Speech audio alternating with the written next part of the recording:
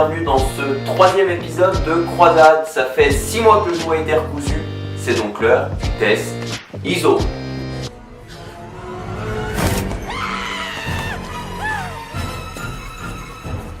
Parce que si tu trouvais que la prep c'était dur, le test ISO c'est encore une autre torture.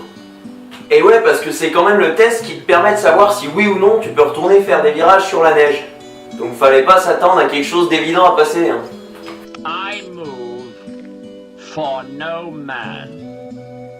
So be it. Le principe il est assez simple. On t'attache à une chaise. Bon déjà là ça te met la puce à l'oreille. Ensuite on te sangle le bas de la cuisse et le haut de la cheville. Deuxième indice.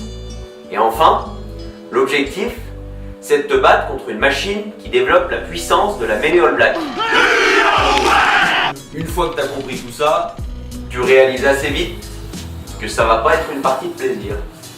Alors l'Isocinétis, c'est une machine qui nous permet d'évaluer les forces musculaires des quads et des ischios. Donc quand on revient d'une blessure et d'un croisé comme Lucas, ce qui nous importe c'est de voir ses pourcentages de déficit qui peut lui rester sur son quadri et ses ischios côté opéré, en référence par rapport au côté sain. Ce qui nous intéresse aussi, c'est de voir l'équilibre de force qu'il a entre les quadris et les ischios. Donc en fait c'est toute une histoire d'équilibre et de balance musculaire entre la gauche et la droite, mais aussi entre le quadriceps et les ischios.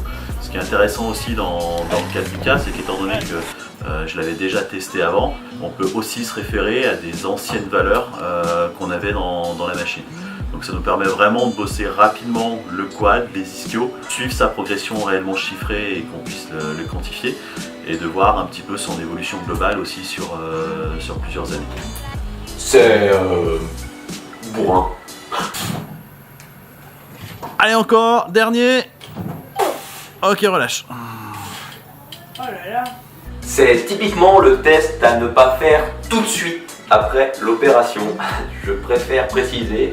Effectivement, il vaut mieux prendre un plaquage de Serge Betsen au milieu de la rotule. Et ouais, parce que tu développes quand même des joules pendant ces quelques minutes. Allez. Allez. Allez, encore.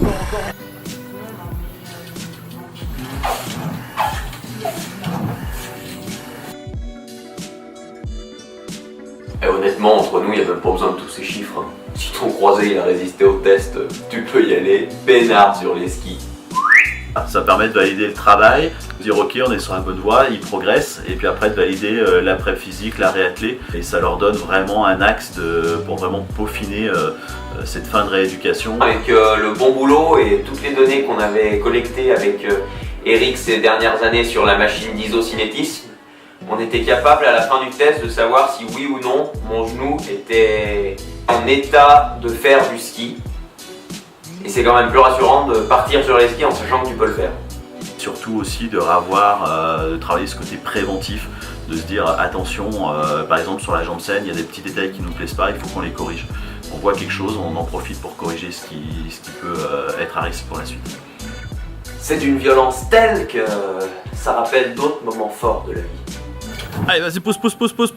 Allez. Et aussi étrange que ces histoires aient pu être, leur fin était toujours des plus surprenantes.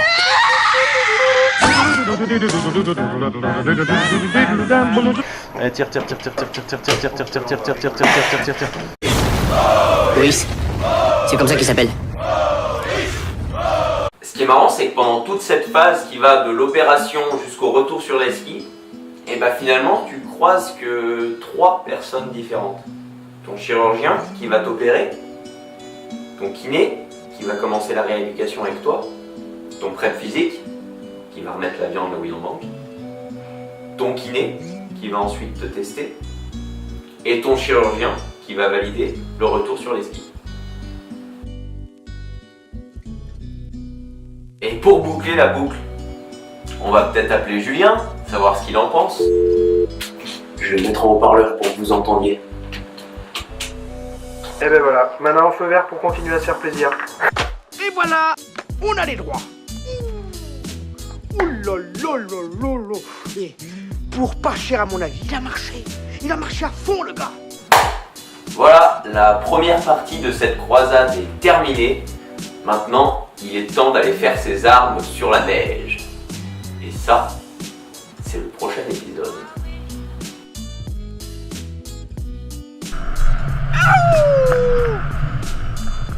Ce troisième épisode est donc terminé, il était un peu plus court, j'espère qu'il vous aura plu.